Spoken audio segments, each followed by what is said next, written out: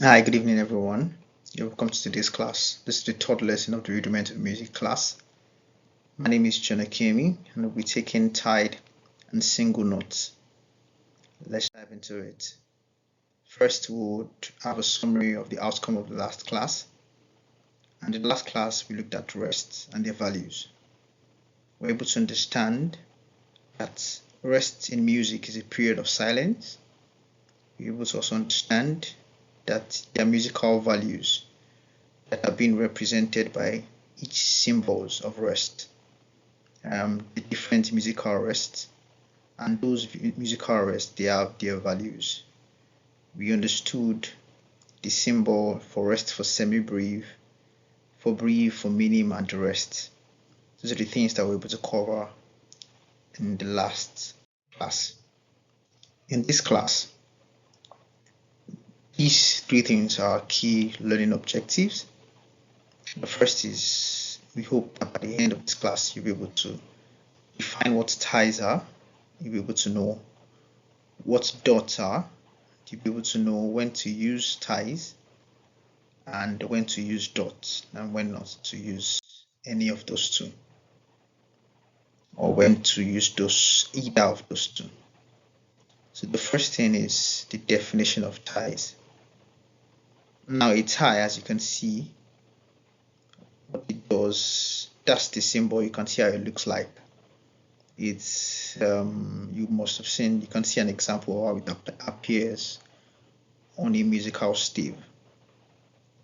So a tie joins notes which are next to each other and which have the same pitch, meaning that one note must not be higher or lower than another. Tied notes become one continuous sound. Their time values are being added together. Now, that particular sign, as you can see on the slide, is actually the same sign that is used for slurs. So there's tie and there are slurs. It's the same sign, but what makes it a tie is when it is on the same note or the same pitch rather. So the notes are not higher than each other. But where the notes are higher than the other, then that sign is no more a tie. It then becomes a slur. So in the context of today's lesson, we are learning about ties and not about slurs. So we're going to keep it within the definition of ties.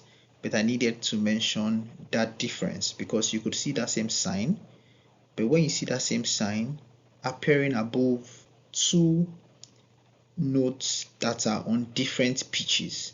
So for instance, as you can see the first stave here, we have two notes, they're on the same pitch, that means on the same space, and from what you've learned before now, you know that space is actually what is a C. So the both of them are on C. So if those two notes were on different places on the stave, so for instance, one is on C, the other is on D, and then you have that sign on top of it, then it's no more a tie. That becomes a slur. So what tie does is that instead of you seeing these two notes as two different notes, when you're singing or when you're playing, you assume these two notes are one. That's the point of ties. So it makes you join two notes together. So as you learned from notes and their values, you know that the value of a crotchet, for instance, is what?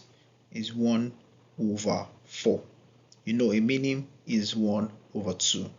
So if you know that a value of a crotchet is 1 over 4, when you now have two crotchets, instead of you to count these two crotchets as two 1 over 4s values, because of they are tied together, you count them as just a 1 minim value. So that's the way you sing it when you have to sing it. So that's the way tie works. It's really just as simple as that. Now, further definition, you notice that the tie goes above the head of the note and not below it. So you can see the right way of how to write, the right way of drawing a tie on the stave, and the wrong way. So the right way is just by your left, the wrong way is by the right. You must please take note of these things. These are very important things that you must note, and they could be tested in exams. And when you have to do them in your exam, if you write your tie the way it is written by the right, then you are most likely not going to get the highest of marks. You will likely be missing it. So that's really how it looks like. Now, what is a dot? Now, a dot is usually after a note, and those dots, what it does is that it makes the note longer. Now, the value of a dot is half of whatever notes it follows. What do I mean? For tie, it was quite straightforward. The value, because of for tie, you are seeing the two notes that is being tied together. It may be more than two notes sometimes, but assume now restricting the example to two notes.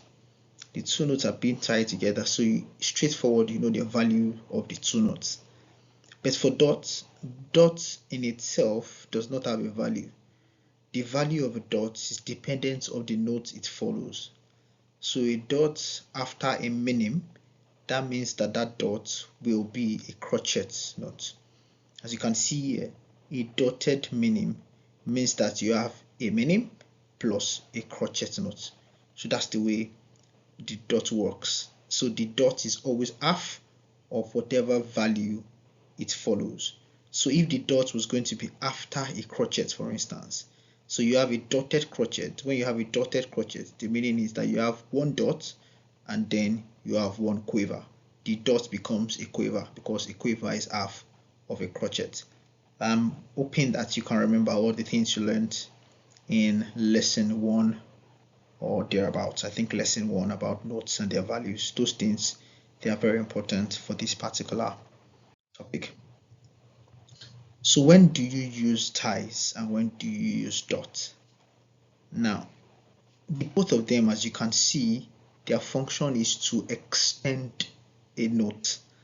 So you want to sing a note that is in 2 beats and you want to write one note, for instance. If you want to sing a note that is in 1.5 beats, you want to write one note, for instance. Those are different scenarios that can make you want to use either a tie or a dot. Now, on the left side of the screen, the first stave you can see the use of a tie, and you can see that tie is actually used in a way that the right side of the screen is giving us the equivalence of it if we use a dot. So in this case, you can use a tie and a dot and it will be fine. However, there are some scenarios where you only can use either a tie or you only can use a dot. As you can see in the second half of the screen below it, in this case there's a time signature. When you have a time signature like this, time signature, we will learn more about time signature in our subsequent classes. In this case is 2/4. 2/4 means 2 crochet beats in a bar. 2 crochet beats in a bar. And when you have 2 crochet beats in a bar, the first note in that first bar is a minim. A minim already has 2 crochet beats in a bar, but you want to prolong the notes because maybe the note is going to be sounded together. In this case, you cannot use a dot, because if you put a dot after this note, then that bar is not going to be 2 crochet beats in a bar. It's now going to be about 3 crochet beats in a bar. You're going to be breaking the rule of the time signature. But because you need to obey the rule of the time signature and you want to still prolong the notes, then in this case you have to use a tie. And with that tie that is above those 2 notes, when singing these notes, you will then sing the first 2 notes in this stave as 1, but counting it as 3 crochet beats.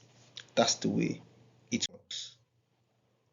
Basically, that explains what you've been able to look at as to the difference between ties and dots. We have questions that would like you to answer um, to prove your understanding of what you've learned today. So please take out time to answer these questions, and after you do that, please score yourself and confirm if you are able to understand what has been learned today. Summary lessons basically from today's class is that we won't look at the definition of ties. We understand the ties join notes which are next to each other. They have the same pitch. The notes are not higher or they are not lower than the other.